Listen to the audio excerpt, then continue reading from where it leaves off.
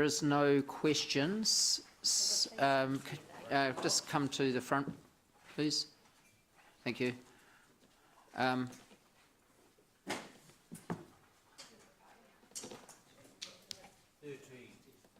So we'll take the report as read. Is there anything you want to add, Calvin? Good morning, Your Worship and Councillors. I'd firstly just introduce Detective Inspector Harold Jones. He's the Manager in charge of intelligence for the Waikato Policing District. He was also going to be the Operation Commander for the Sevens tournament this year, as he was last year, and he is here should there be any requirement or desire for councillors to ask any particular questions. Your Worship, the report is a reflection of the same report I brought before this council last year. It was our first time of trying the expansion of the alcohol ban area. It was extremely successful and proved to be a very effective policing tool for police, and so we're seeking to merely replicate that again. Okay, we'll move to debate. Okay, we'll move to the vote.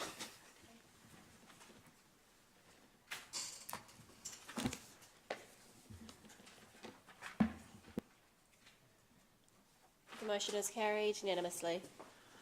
Thank you, gentlemen.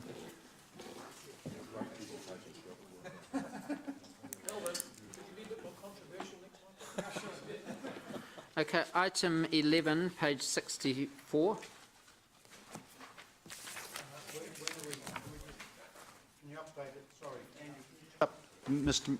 Your Worship, can you update us around the lunch break when we're adjourning for lunch? We have staff who are subject to an employment award. I'm not worried about me, I'm worried about people who work for us. So I just want some idea of when we're breaking. Probably be somewhere in about an hour to see how we're going. 1:20? Yes, somewhere around that Thank time, you. depending on how the papers fall. And okay. We're no longer, with respect, no longer. You can't, we cannot, without, and I've mentioned this before, we have award, we have employment law obligations. Totally agree. Thank you, Deputy Mayor. Okay. Page 64. Yep, Councillors, page 64. So with this report there is an attachment. Unfortunately, the attachment didn't have the track change copy, so you could see where the changes were made. I think Democracy have got a printed copy to hand that out. I'm not sure if it's been handed out, thank you. So look, in this paper, we're seeking approval from Council to alter the delegations to positions policy to allow the Chief Executive to approve utility service relocation work up to his normal delegation of $3 million, which he has for normal contracts. Currently, the delegation he has for contracts which are not going to tender is only $250,000. So previously, Council has received a report and accepted a change to the delegations for private development agreements on the basis that we weren't able to take those out to tender, and an exclusion was made for that situation where the Chief Executive could exercise his delegation up to $3 million. This is a similar situation here for all our service relocation work, so that's moving electricity cables, gas pipes and those types of services when we're doing big projects. They're in the situation where we can't go to tender for that work. The work is in the control of the utility operators, so very similar to the private development agreements. So the change we're seeking is approval to allow utility service work to be treated like the PDAs, and the delegation exception to be up to the Chief Executive's normal delegation of $3 million. And just noting that the changes also include a reporting requirement back to Council, so you can see where we've exercised that delegation. So just finally, the reason for doing this, it's about efficiency of our operations, particularly with our large capital program and the nature of some of the projects we've got, particularly Peacocks, and the extensive sort of work going on and the agility we need to be working with utility service operators. So happy to answer any questions, myself or Tal. Councillor Gary. Thanks, Chris. Thank you, Andrew. Can you? I noted on here from what to what because I couldn't understand what the change. But then you've given me this track change thing. Okay. So can you just give me some real life examples of where we have been held up or because this? And I'm not challenging. I just want to understand what you have actually just said. Look, I'll probably hand over to Tao and he can explain some of the issues that we have now in developing Peacock. Okay. But just give us some examples. Yes, sorry, through the chair. A couple of examples. The first one is the Wairiri Cobham Drive interchange site, which we've been working on. So I guess there was some quite significant service relocations work as part of that job. And we're not able to contract these engagements with the service providers. Just to be clear, you're saying because there's only one guy, only one entity that can do this work anyway, so there's... That's exactly right. To say you're going to go out to tender is an absurdity. So They won't allow us to do it. So we, as any other contractor coming to work on our water mains, there's a quite heavy requirements around health and safety, levels of service and so on. So they protect that position very closely. So we had significant gas, high pressure mains coming from sort of Taranaki area that now need relocating. Very long lead times, and we're still working through delays and have had to move that part of work into a different contract because of the length of time it's taken. So I guess the agility in that instance... The length of time it's taken for us to make a decision, or the length of time it's taken to do the work? I guess the length of time for those people to prepare, make preparations and order pipes and what have you, and I guess we don't get to start that clock until we've effectively signed up to a contract. And so we're now looking at a similar situation with the Dixon Ohaupo roundabout, where we've got a contract where we're looking to go out to tender and engaging these service providers to in the same time frames. The value of that isn't one that has to come to council for tender contract award. But because of the components within it, that would have to, and then that sort of has some program implications. That one's lower risk because we know about it, but as we head into the upcoming program of works, these are going to become very frequent, where we've got service relocation work within a contract. So we're going to stumble across services we may not have known were there. That as well, yes. Yeah. Okay, and so it's I'm not asking a question, but it'll come out like a question. So in order for us to expedite the work quickly, there is no other person to ask. Hey, you can't go out to tender and say, who's going to lift these gas pipes? There's only one person who can lift the gas pipes. That's right. You probably there's 2 points in that question. So another example is where we're extending the bulk water main from the new Ruakura Reservoir through to connect into the network. So, stumbling across quite significant well service relocation requirements as well part energy, of that. you're talking well energy. Well, yep. So our contract's already underway. The contractor comes on site and finds a cable that they didn't realise was there. Mm-hmm. It was set out on site, but maybe was found in a slightly different situation. It's quite a high cost to move that, and the time required to engage with those service providers to do that. We want to be able to do that quite quickly, I suppose. Which means someone, the CEO or someone has to be able to say, yep, go ahead and do it. Don't go out to tender because it's ridiculous that you can't tender anyway, but, okay. If it was a normal contractor, you could, you could, I guess, take it to the CEO as a variation, I suppose. So the issue for us, the delegations caps the limit at 250. So it takes us about a 6-week cycle to come to council and get approval just to start the process. Yep. So we can't start the process with The process being going out to tender, or the process being... No, we can't go out to tender because they're a sole supplier.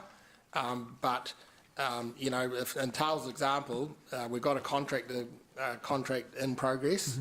Mm-hmm. We come across a cable that's cost $300,000 to shift. We can't ask well to start ordering the materials until we put a contract in place. So it takes us, 6 weeks normally. Maybe we can expedite that, or we're lucky with the timing of meetings to get approval from council to start the process of ordering pipes. Now, in the past, they've been a little bit flexible and they probably take risks and start ordering materials, but they're really hardening up now to say we don't start anything until we've got a firm contract in place with council. So we're just losing agility, which is going to cost us cost in that type of example. And this wouldn't matter if it was below the threshold? If it was below $250,000, the you just do it chief anyway? executive's got a delegation to do it. So all we're asking is, like the PDAs, can we lift that delegation to his normal delegation of $3 million? So your policy gives Richard or the CEO delegation to award any contracts as long as he's got the budget, and it's the same proviso here, up to a value of $3 million. If it's over $3 million, it's got to come to council, and that would stay the same for these contracts. So it'd be, for large power cables, it could well be over $3 million for some project, but they would come back to council because they're material. And sorry to interrupt you, Chris. But the decision for council isn't saying we've got these 3 tenders to issue. It is just, can you approve the spend of this much money on this project, and below you're wanting to raise it to $3 million. Yeah. So probably even. So it's not coming. We wouldn't come to you and ask for the money because we would have the money. It's just a process issue. And we're not coming to you and saying we've been out to tender and we've got a choice to make between tenders, because we don't have any choice. We're just coming to you and saying we have to move these cables. So it's rubber stamping. Only well that we could use. Could you rubber stamp this contract? We've got the money. Yeah. Now, if we don't have the money, that's a different issue that we'd be talking to you about.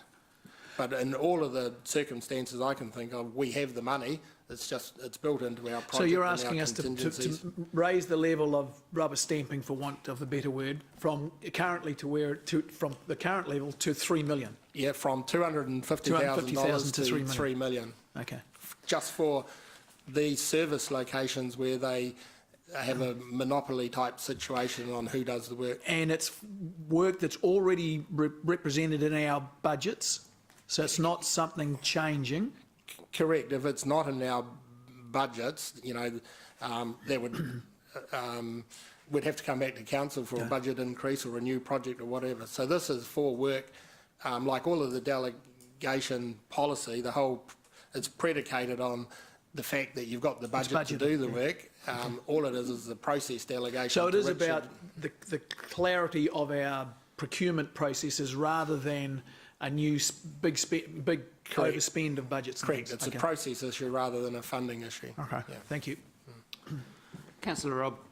Thank you, and thanks for the report. I notice in paragraph 12 you've listed some of the utility providers, but said, however, others also exist. I wonder if the question is there a risk in us not having identified and listed all of the utility service providers for whom this limited delegation of $250,000 would not apply if this motion gets passed? I might be able to assist with that, if you'd like. The word examples covers you, I think. So I may be able to assist. The governance is effectively the owner of, if you like, organisational owner of the delegations to positions policy, because we manage that. That's the transfer of responsibility from council to other committees or to staff. So I had a number of conversations with Tal and Chris, as did Brendan, and I asked him in his capacity as legal services manager, to look at the policy, ensure that the wording was tight enough to make it clear that utility service, the definition would only apply to those utility service providers that also by means of either owning the network, therefore it's theirs to do something with, or who carry a legal liability for that network to apply in this situation. So the examples are meant to clarify and illuminate the types of organisations we're talking about, but I believe that the definition in the policy is such that it doesn't leave any loopholes open, if you like, for the CE or anyone else to exercise delegation that you don't intend. And to the point about unfunded, council may not and cannot delegate responsibility for unfunded expenditure. I didn't see that as a risk. So where in the policy is the definition of utility service provider? You know, I see on page 67 we use it to we use it under note B, but is there a definition in the policy? So, and in the handout that you got, Rob, because of course, unfortunately, Councillor Pesco, if you look at B2,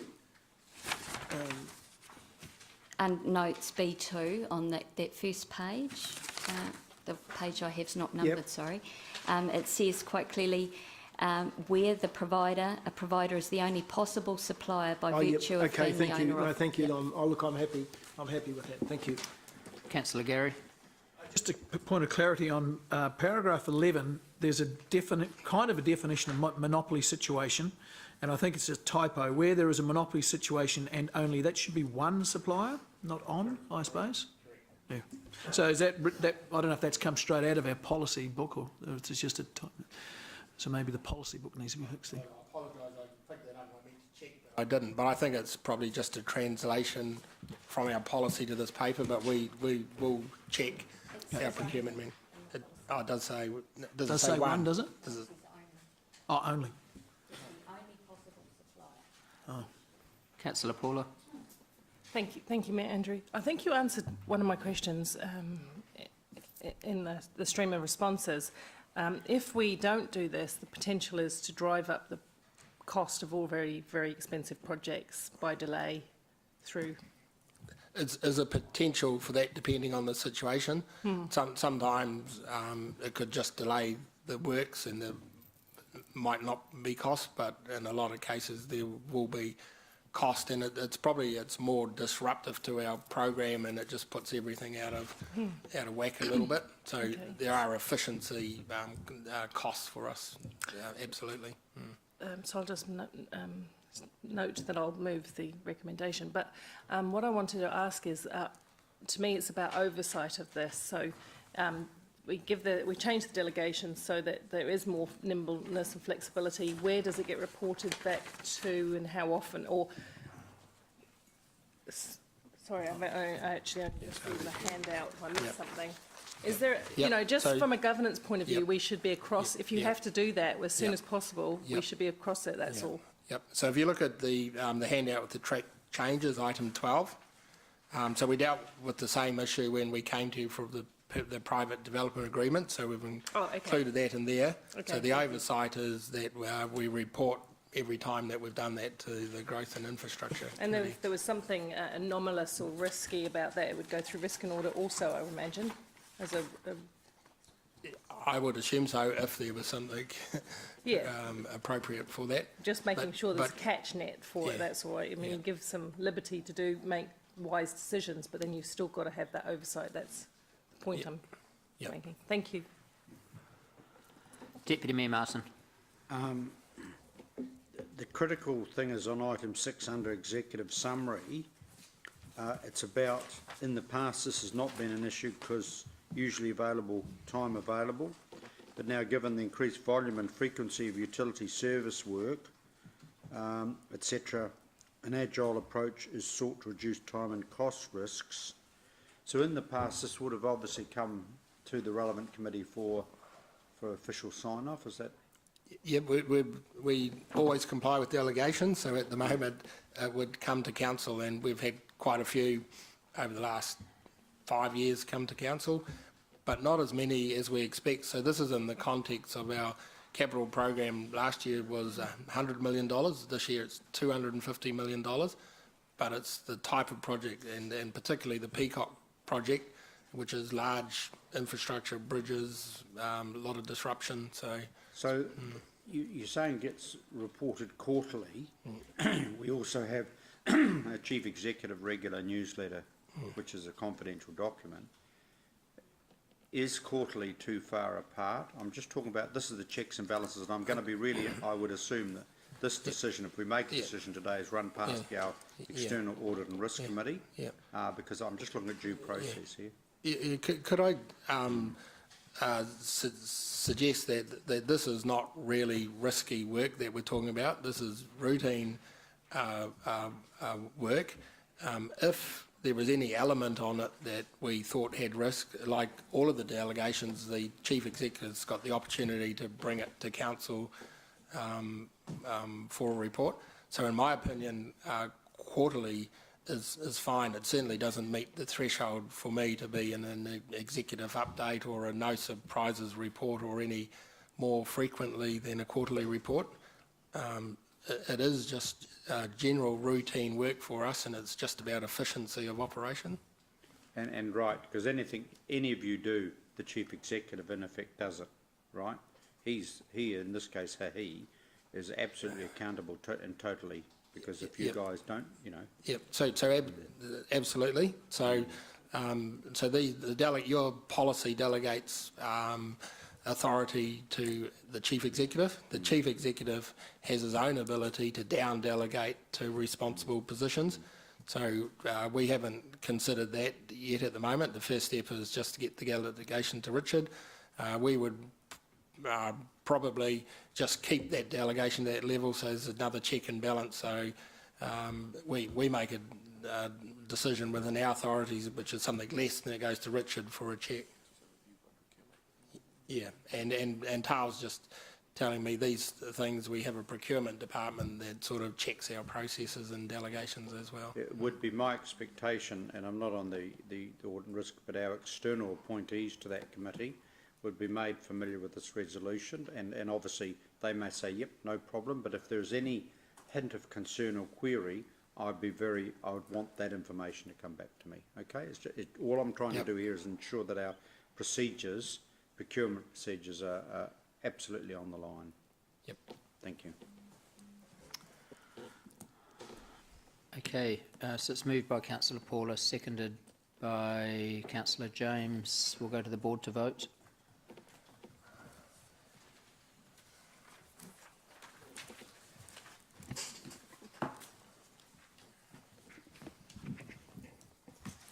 Motion is carried unanimously.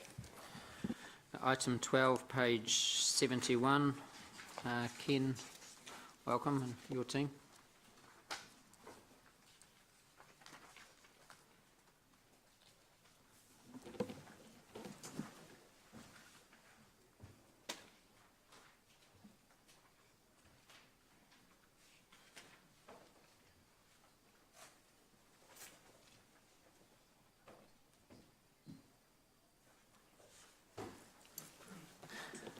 Thank you, Ken. Thank you very much, Mayor Andrew, and good afternoon to you and to councillors. If I could just introduce Trevor Harris, who's sitting on my left. Trevor works with me and the property team, and down the back we've got Nick Wells, who you may or may not recognise, but with a slightly changed hairdo for, yeah.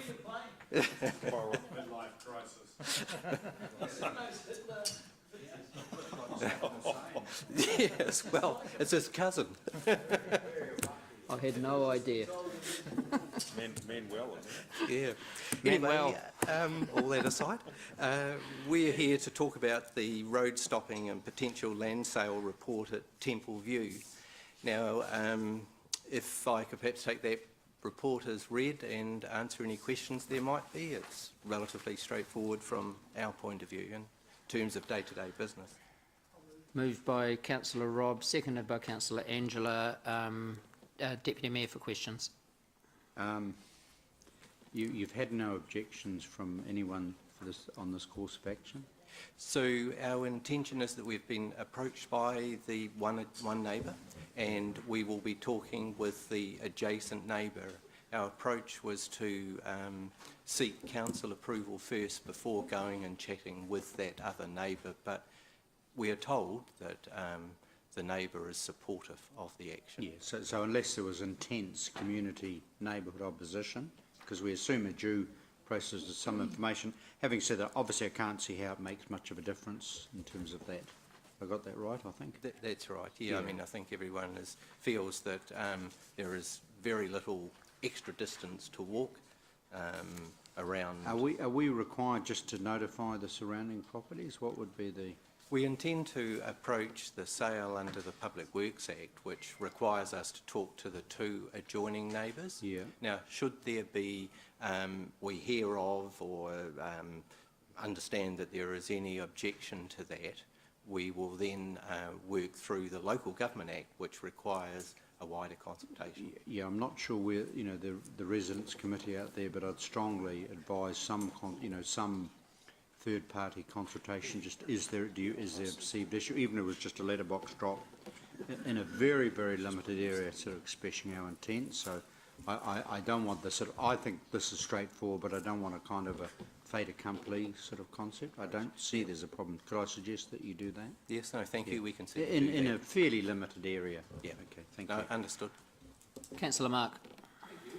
And forgive me if my questions seem quite naive, because it's kind of the first time I think I've seen this in my term here. So we're effectively, other than the cost, we're charging them $1,000 for that strip of lawn, or that strip of what was a path, or technically. How did you come to that price? So with all our sales and purchases, they're always supported by valuation. So we went to one of the local valuers here, SGHU, and asked them to value what was the usable use of that bit of land. How much was it? Right. And they came up with a figure of 13,000. Right. For that, but the cost to get there is 12. So for you to be able to sell it, the cost is 12,000. Right. And so the net effect is the value of the land is the $1,000. So the value on its own is $13,000, but I presume to either number 1 or number 10 there in the map on page 472, it's going to add more than $1,000 to the value of their property, isn't it? Yes, it's likely to. But, it's a long, narrow strip of land that can't be sold to anybody else. The only people that could buy it are the adjoining neighbours. Yeah. It's been looked at in terms of the valuation with other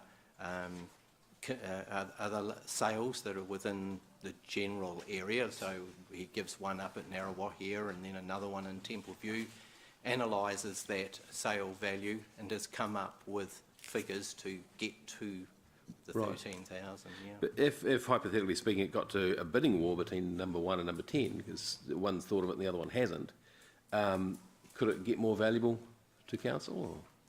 Well, we would be approaching them based on a value. We would talk. We would talk to both parties. Yeah. And in a worst case scenario, they both may desire a piece of that. Yeah. And we would then need to work through that valuation and what it is. Okay. But, yeah. All right. Thank you. Thank you. Okay, we'll go to the board to vote.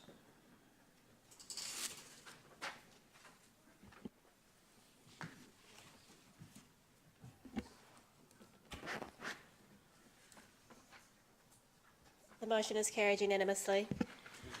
Okay, item 14, page 82. Thank you, gentlemen. Thank you, Manuel.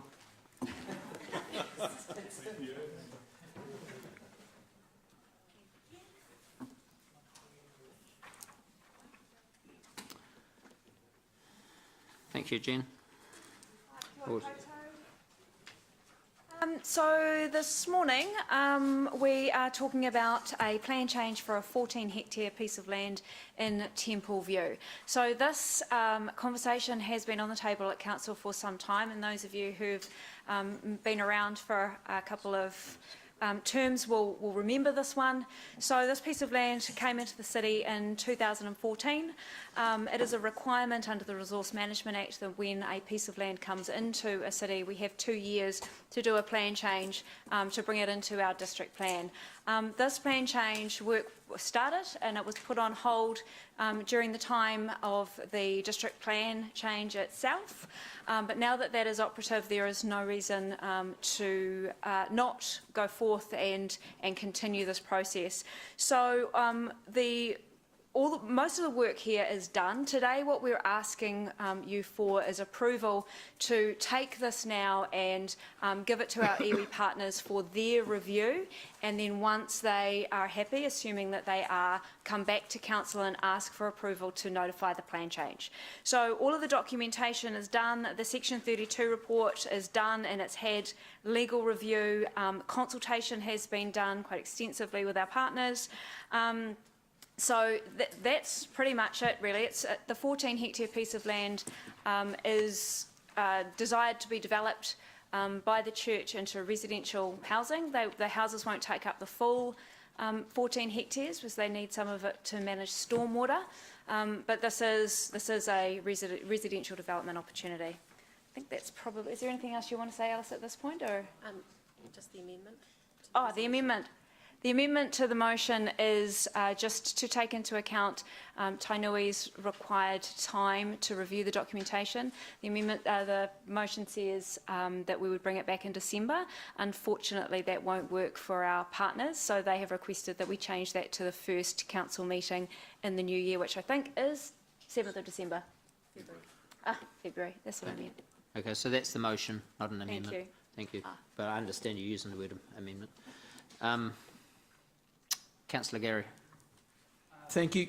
So you said notify the plan change. If this gets done, it will allow us to notify. Okay, just help me out. That means that, does notify mean it's finished? So no, so what we're asking for today is approval to release this to Tainui to do their piece. Yep. The next meeting in February, on 7th of February, is asking for notification. Sorry. So then once you And what does approve notification mean, Jen? It means we tell people that it's happening. But millions, I mean, this is a public document. Yes. So Yep. So you give approval to say, yes, go out and make ask for submissions on it, basically. So then we get submissions and we review those. Yeah. And there may be further submissions. Yeah. And then we have a hearing, and then hopefully we don't have appeals. This should be Yeah. a relatively straightforward plan change. So and then the process is done. Okay, so there is still more stuff after you've notified? Yes, there is. Oh, There's, okay. there's the hearing. The That doesn't submissions, finish so the process. That doesn't finalise it. There's still more stuff after that, eh? It's finalised once a decision is made post hearings. Pardon? It's finished once a decision is made after the hearings. Okay. Thank you. Deputy Mayor Martin. Probably Alice, just around the heritage. Now, obviously, there's been a totality of history around the heritage overlay, and there are buildings that have now been removed through due process. Could you just quickly inform us where we're at now? We've gone through the complete public process, obviously, you know, in terms of transparency and openness.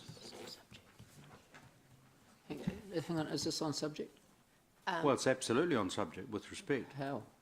Well, You're talking about heritage issues. no, I'm talking about the overlay. I'm talking about the final description, the zoning. I'm talking about absolute zoning, because there was a heritage overlay for Temple View. And I just want to clarify that in my own mind, just for clarification. Through you, Mayor. The assessment that we've done to date is looking at the 14 hectares and what zoning that would be most appropriate for that piece of land. We've taken into consideration feedback from the community and stakeholders with regards to Temple View, the former college area, and the specifics, as you note, about character and heritage. The option that is set out in the documentation that's in front of you today recommends that the option be to rezone that Temple View zone, which encapsulates the character. There is no identified heritage within that 14 hectares, and no other heritage issues are being changed or amended through this plan change proposal. So the zone, just to remind me, the zone is intended, the special zone is intended to reflect the character of the area. That's correct. The buildings, a number of buildings have been removed because they didn't, ultimately through a due process, meet. So the provisions that we have set out in front of you today look at linking the 14 hectares with the existing provisions under the Temple View zone, which captures the character and the layout and the sort of history of that site as a total. Sure. And apologies, I should know that the commercial component of that in terms of shops, and I get the residential and proposals around aged elder. So the commercial node that is being talked about in terms of the actions that are proposed in the plan change relate solely for plan administration. The commercial node has always been identified through variation 7 Yes. and the review of the district Yes. plan. What it is, it's stated presently in the text of the district plan. It's not stated, it's not shown visually on a map, so this is the proposal. No changes to that whatsoever are being proposed in So- terms of the makeup of that commercial In node. simple, one sentence, this has gone through all the due processes, hearings and hurdles. This is the final track, if you like, of then being referred to Tainui. Is that correct? In terms of the proposed plan change variation, proposed plan change, that's correct. Yeah. Yeah, thank you. Thank you. Councillor Robb. Thanks for the detailed report. Paragraph 30, thanks also for your best estimate of the financial cost of doing the plan change. But my question is, does the owner contribute in any way to the costs involved in this plan change? They Given don't. that they'll get there's a benefit for them, obviously, in the outcome. They don't. It's our responsibility under the Resource Management Act when a piece of land comes into the city to go through this process. So is our best outcome then the DCs and the potential rates that we will collect once the land's developed and has houses on it? Is that our outcome? That will be what the revenue that council receives. We'll get, okay. And the other question is, I recall, and I haven't heard from them for a long time, but there was a dissident group within the church. Have you consulted to date with that group, assuming it still exists? Yes, we have. We did full consultation, which is in Appendix 8.4 of this documentation, and it sets out, we talked to we notified all residents of Temple View, and the group that you're talking about is the Temple View Heritage Society. We spoke to their representative at the time, and that's notated within the consultation table in attachment Okay, thank you. 8.4. Yep, thank you for that. Councillor Paula. Thank you. This question probably makes some people's eyes roll, but I'll ask it anyway. I'm interested in the significant natural area, the management of that, and the soil typology. We were at catchment meeting yesterday, and there was a fairly long debate around the protection of peat soils for drainage, not necessarily just for biodiversity. My question then is, given that the reports, Tonkin and Taylor, and our own assessment of that SNA, the adjacent SNA and the portion that's in the boundary, which was hard to see, but are degraded from a pristine environmental state. They're not in good quality. Having said that, they're still listed as significant natural areas. Is there a process to go through with the Regional Council if you're going to do works that affect a significant natural area? I mean, I know there is, so how do you get it removed from the schedule as a significant natural area? So the significant natural area isn't actually being removed through this proposed plan change. It's being certified in terms of its extent. So there's been a number of resource consents that have been granted, and the matters that you're raising have been dealt with through those resource consents. This is an opportunity to ensure that the extent of that SNA can be anchored in the plan, so any further works in the future will then be able to go through the process that's set in the district plan. This plan change is not proposing to change. Okay, so the reports that go into the detail around the quality of the SNA are just background information. At this point, their relevance is little until such time as an activity occurs on that land, and then it becomes relevant in a consent situation. So, I mean, the first thing is to anchor it into a district plan. You have to have those reports to justify its importance. We've done that. We have had Tonkin and Taylor review the resource consent work and also go out and physically look at the site and determine the extent. So we've now we've now got that anchored specifically into the plan. Okay. Is, just out of interest, given the amount of discussion that it generated at the catchment committee, is much of this new area rezoned, is it on peat soils? Yes, From it a is. drainage point of view? And that is, if in terms of the work that we understand the landowner has undertaken in terms of the overall development of their site in total, they have done a lot of work with regards to the peat areas and what can and cannot be developed. And their master plan, which is on their website and has been shown through resource consent documentation, identifies a large green area and the stormwater management that links through into their legacy park area and their pond mechanism. Right, so it's something for us to keep an eye on as development occurs in that Exactly, area? and that's through the resource consent process. Yeah, and then we could expect to have some liaison with the Waikato Regional Council over management of... So we've relayed, we have spoken to Waikato Regional Council on this plan change, and they're waiting for the final document to be released for them to be able to make formal submissions. So we're still If they- waiting for a submission on them, Well, from them? it has to go through the Yeah. notification process first. That's right. their trigger. So we'll get that detail then. If they have any concerns, it will show up at that They time. haven't had So any that's concerns to date, though. That's right. right, thank you. Okay, moved by myself, seconded by the Deputy Mayor. Okay, seconded by Councillor James. We'll go to the board to vote.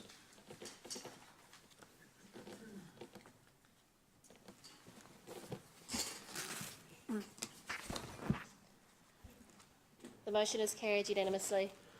Okay, we're now on item 15 on page 391. Thank you, Jen.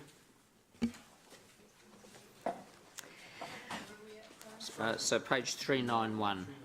So we'll take the paper as read, and is there anything else you'd like to add? We're here to talk about SHA affordability criteria again. To just really simply to paraphrase the report, where we've got to with the Ministry of Housing and Urban Development is the need for us to put all of our housing affordability criteria into the private developer agreement and not have any of it in the Gazette notice. So the Ministry, we've been in lengthy communication with the Ministry.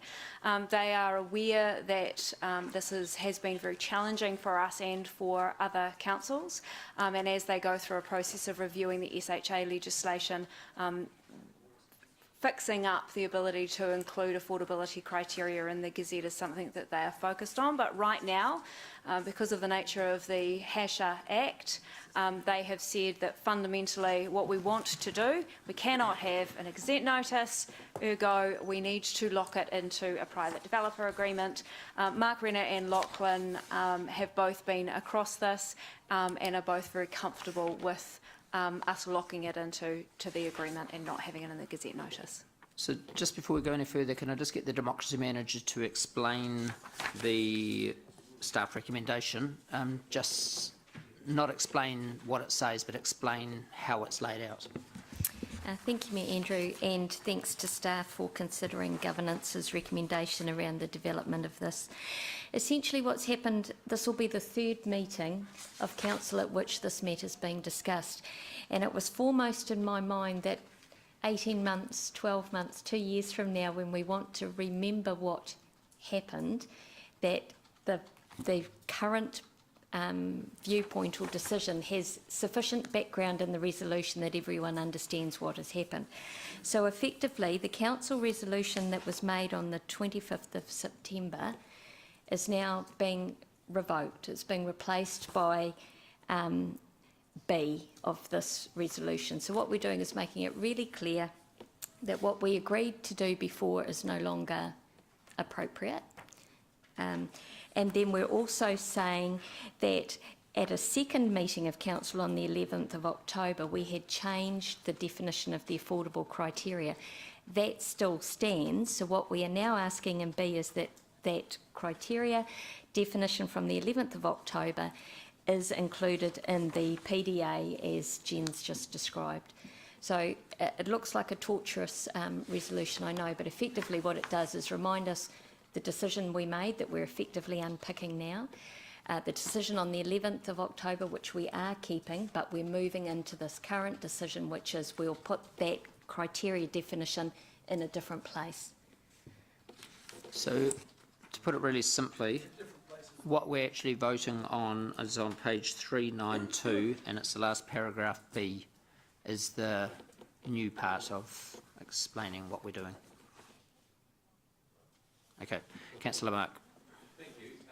So effectively we are taking away the blanket and making it into the individual agreements, is that right? Yes, that's Yeah. right. But So- the affordability criteria has been written into the SHA policy. Yes. So the affordability criteria will be written into, or has been written into the SHA policy. Yep. So any SHA going forward will be required to meet these affordability criteria. Okay.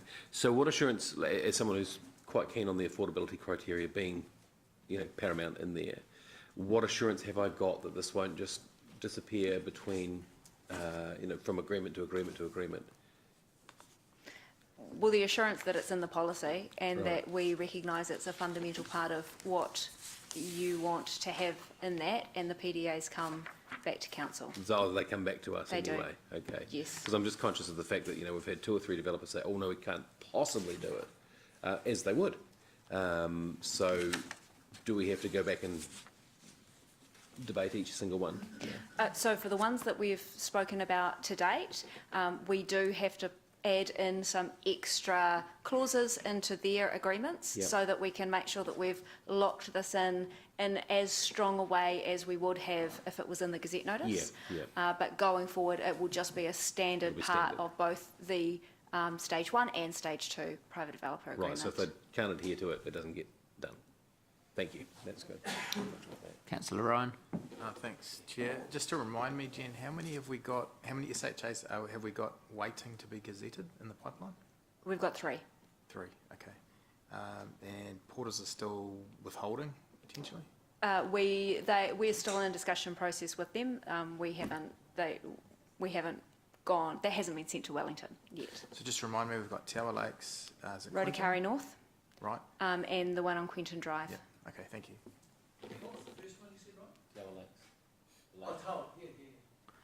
Councillor Angela. Andrew, Jen, what will be written into the private developers agreement will be either option A, either option B, or either option C to be agreed between us and them. Is that correct? No, the affordability criteria that will be in each of these agreements is that the affordability component will be 10% of the development, Sold it. sold at 90% of the average home value as recorded by QV at June, the most recent year, sold to a first home buyer on the open market on separate fee simple titled sections. And this is because the minister wasn't happy with our affordability definition and wouldn't gazette it. Is that correct? This is because the HCC Act it doesn't allow those things to be in the Gazette notice itself.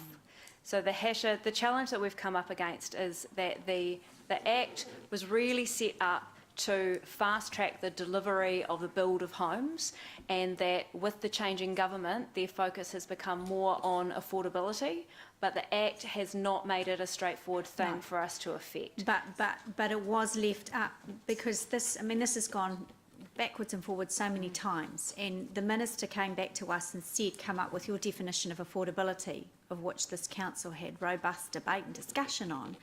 And incredibly, we landed on a consensus because it's such a difficult topic.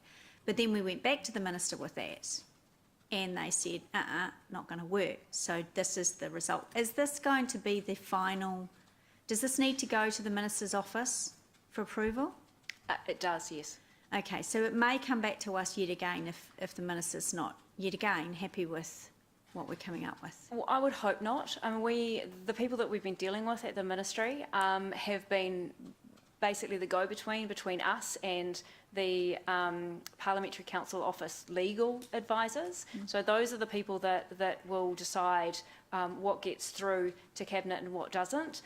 We have been hand in glove with them over the last few weeks to get to this point.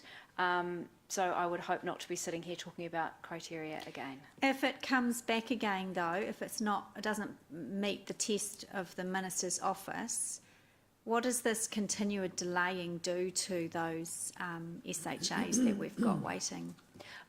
Look, all of these delays are a challenge for those developers, and we are in constant contact with them as well around this. But what this does do is it takes all of the affordability criteria out of the Gazette notice. All that we're left with in the Gazette notice is criteria that they have gazetted on numerous occasions. Okay. What's the timeline between when you get the final sign-off and whether you would have to come back to us again? Would be the new year, wouldn't it? I don't know the answer to that. We will get this across. We will get this to Wellington in the next 24 hours, and hopefully we'll get some kind of steer from them at that point in terms of time frame. Thank you. Councillor Paula. Thank you, Andrew. I think some of my questions have been answered in that last lot of questions. Given that the government has now a greater emphasis on the affordability rather than the fast tracking and quantity of housing, although they've got a balance in there, is the 10%, because we did have, Councillor O'Leary's quite correct, we had loads of debate about whether the 10% was at the right level. You're saying that your gut feeling from working with officials is that will cut the mustard? So not my gut feeling. The Mayor has had conversations with the Minister about the level of affordability, and my understanding is that he is comfortable with that. But we've got no written response to that. That's just conversations at this point. And the Hasher Act doesn't specify a level of affordability either. It remains to be seen whether any potential changes to that Act do write a level of affordability into it, but we won't know that for a while. Yeah, look, I don't want to hold up the development. In terms of where Councillor Bunting was going about, if you lose sight of it, where does it go? If it's in a private development agreement, in the short term, this council will get to see those and keep the foot on the throttle, if you like, of affordability. But going forward, what's to stop this being changed at any time? What process does it? I mean, you could have it dropped to 5% and off. What's the process to make sure that this does stay where it is? So a change to our SHA policy would need to come back through council for approval. So if you wanted to change it from 10% down to 5%, or whatever change you wanted to make, that would have to come back through here for this council to approve or not. Okay, thank you. Okay, moved by myself, seconded by the Deputy Mayor. We'll go to the board to vote.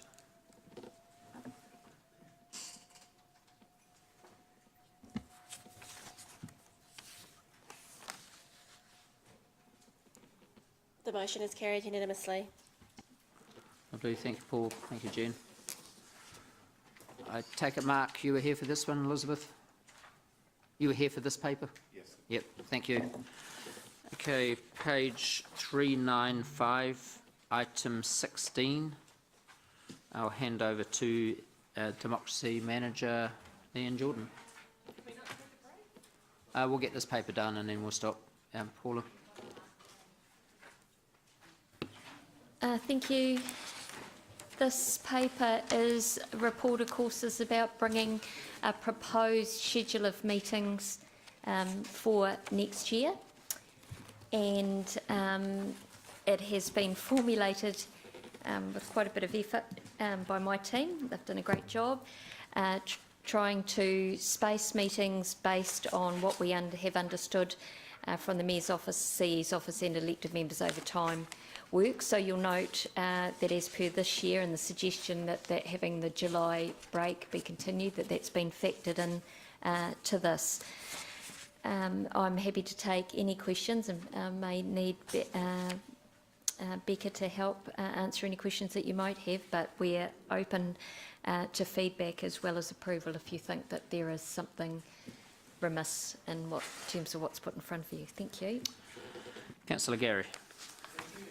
Speaking on a personal point of view, I noticed you've got January empty and July empty, and I think that was because of holidays and things like that. I personally am happy to, to yield a few the last month in January, and I think a full. I beg your pardon. Last week in January, last week in January, yeah, and I think. My personal view is I still think that we're being a little lackadaisical, might be the wrong word, but I don't think we need all of July off, and I know you may have been asked to do it that way and you're just responding, so just my feedback.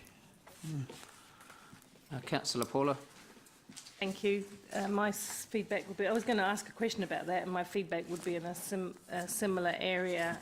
I didn't get more than 4 days in July off with the local government conference and other bits and pieces of work in the middle there. I understood it from the point of view of needing a break post LTP. What's different this time? Why do we need the whole of January and the whole of July off this year? Councillor Robb. No, sorry, that's a question. That was a question. Oh, sorry, I thought it was rhetorical. No. I was asking what's different. I do understand why, Mayor Andrew, you pushed for having the whole of July off last year, although I do know that quite a few of us did not have the whole of July off. What's different this year? Why do we need to do it this year? This is about staff being able to plan holidays as well as elected members and time out. Originally, we scheduled in all school holidays off, but that didn't work with staff because it ended up that staff were working flat out during the school holidays when we were away getting ready for the meetings that were happening after the school holidays.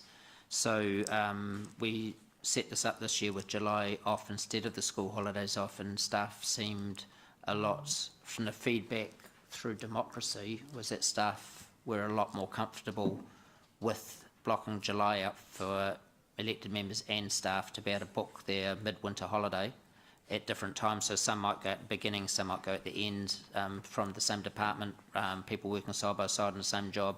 One may take off 2 weeks at the beginning or 2 weeks at the end, where one of those members need to be here. So of course, there's no reason why you as an elected member can't keep doing your duty and coming in and doing your civic roles and carrying out the normal things you do. This is just an indication of no formal meetings booked during that month. So that doesn't mean that you don't come in. That means that you... Okay, now I understand where you're coming from. Just for since we're taking feedback at the same time, that's what Gary did, I'll just say I think a month is too long. I do think staff should have a break. I definitely do. What happens is we just compress work into very long days and very long months across the year. Yeah, thank you. Councillor Robb. No, just joking. So I have some sympathy with Gary in this respect. We should be required to work summer July, and I'd prefer that to the massive long months and days that we get sometimes. So just to be very clear, you are all on duty all the time. You are never off duty. And this isn't about you turning off your phones and not being available. This is about meetings not being scheduled for these months so that staff can take holidays. And if you wish to go away during that time, you can as well. But by no means do I expect that this is called holidays. These aren't holidays. These are just times when there aren't scheduled meetings to allow staff to be able to take time off. So I just want to be very clear. This isn't you taking 8 weeks holiday each year. These aren't holidays. You work as elected members as much and as little as you want, and some of you work huge hours and some of you don't, and that's your choice. And it's no different during these 8 weeks, these 2 months.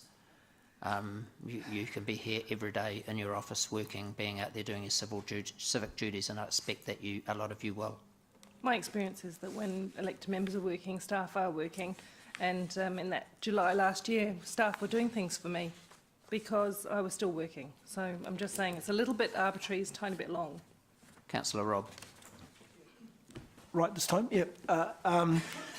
Look, I echo the earlier comments. I just have a concern about July, because July will probably be, if I reflect back to the last triennium, the last month that we really get any business in before the election process starts for the October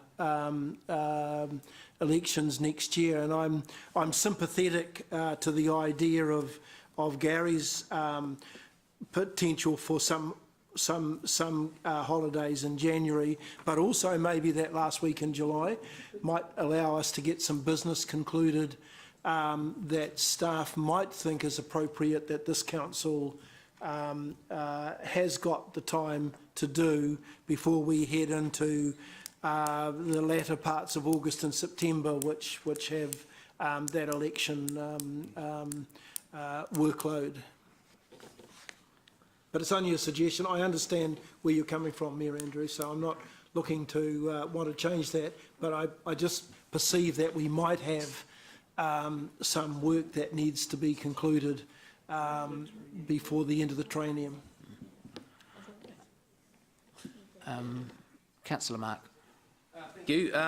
Yeah, I kind of echo Gary, and I feel really for my friend Jeff, because that could be one of his last council meetings at all. I'm just kidding. Just pointing out. Actually, my question is around is this going to be online, Leanne? And because I'd like to see the task forces put in here as well, because they take up a fair hunk of time. Is it? I mean, not right now, obviously, and I know it's a lot of extra work for you, but is this like a document that we can get onto?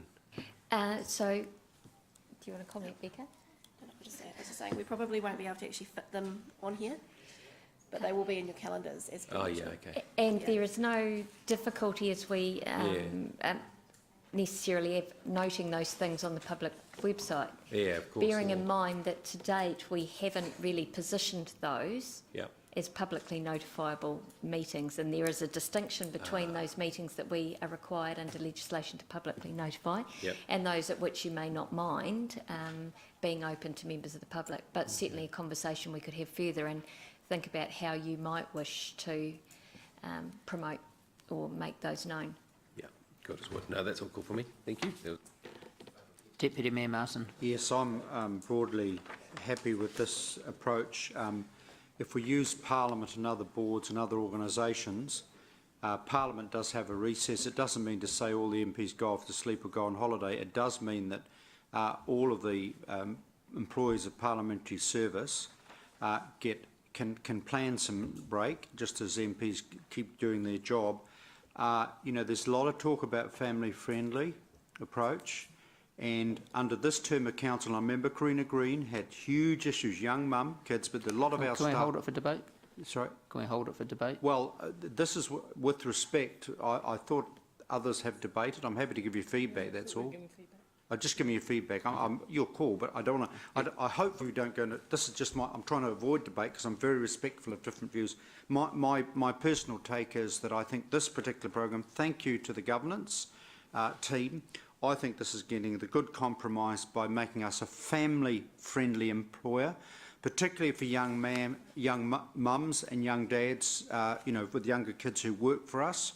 I also think it does give the departments in July a bit of a breather to get some of all those reports that you keep asking for, and a bit of time, a bit of free time just to get all of that paperwork. That doesn't prevent in July, for example, task force by mutual agreement doing work, by mutual agreement, and also a number of councillors will have a significant, if you look at the local government conference, so that there's work there as well. I do agree with Gary. I'm personally very relaxed, again, on the basis that the schools have gone back after anniversary weekend to use that last week in January if need be. But by and large, I think this is a reasonable spread. And I do think, as I think has been said, this is not just about us and our convenience. It's also about all of the hundreds of other people who work with us. And this, as I said, I think this is as family-friendly as you can get. We're not taking school holidays off, but we're at least taking one of the months to acknowledge needs of young parents. In the interests of what I would like to say is that it's most important that the schedule works for you. Staff are able to plan leave and work around a confirmed meeting schedule. So it's not necessarily the case that it's nice to provide blocks of time where we know that they are meeting free. I'm not just talking about the governance team, I'm talking about the council at large. But equally our role is to prepare for you in the meetings. This is what we're here for. So the most important thing in terms of looking at the schedule is that it works for you. We are under a considerable amount of pressure around providing enough briefing dates. So if it were the appetite of this committee to consider the last week of January and the last week of July, for example, we certainly would take that opportunity to put in some additional briefings. That's good. Councillor Angela.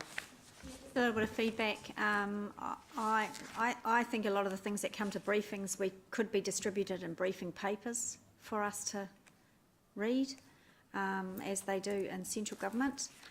So I wouldn't really be supportive of that. But that aside, I thought the recess worked really well to give the organisation a break, and it's not around giving staff time to go and take a break or us to take a break. It was just to catch your breath from the decisions that get churned out from committees and council. And I worked right through July. I'm not being a martyr, it was, from my experience, it was a really good time to try and catch up on the work that I have. And when you've been here 11 years, you end up with a lot of stuff to do. And even just putting meetings in with constituents, they wait 2 to 3 weeks before I can get one in my diary. So I really appreciated July because it enabled me to catch up on a whole lot of stuff. The only other comment that I would make would be that Councillor Pascoe and Councillor Mallett raised it immediately after the triennial last year, that it was 2016. It was several months before we had a finance committee, and we can't commit the future councils to anything, I understand that, but that might just be something that governance needs to talk with the new council fairly quickly, even if it's just the annual, the new annual plan report that we do, even if it's just that. I appreciate that any new elected members won't be up to speed with our reporting and our systems, but otherwise it will be February before, well, it is February, isn't it? February the 26th before we have that first finance meeting. And it also may be something that could be delegated to the CE to just release a report. That might be the better way to do it, just to keep that going. Otherwise, I think it's fine. Councillor Ryan. Personal feedback. I think I have a pretty good attendance rate, and when you're attending briefings and full council meetings, and they can be pretty heady sometimes. This calendar also doesn't show all the other things like Bunty mentioned, task force, but there's other one-on-ones we have and community things. It becomes a pretty full schedule, and so I think this gives us a good breather in the middle of the year, so I'm quite happy around the format personally. Okay, so moved by myself, seconded by...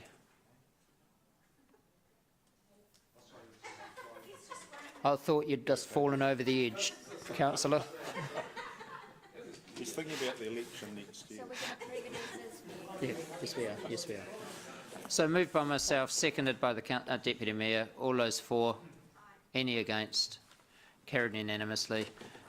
We'll return at 2 o'clock to continue the meeting. Thank you.